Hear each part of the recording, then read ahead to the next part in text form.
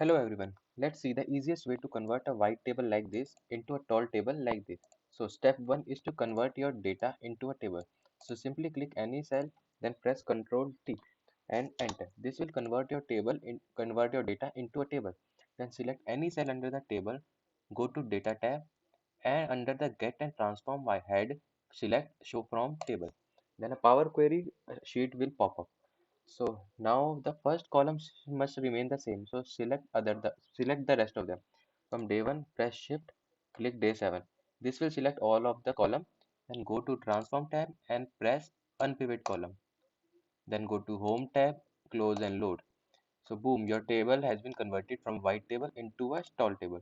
If you don't want your data to be in such a table form, then simply select your data, copy, select the cell where you want to paste, control alt V.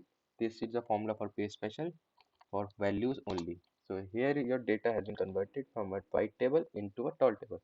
Thank you. If you like the video, do subscribe for more such informative videos. Thank you.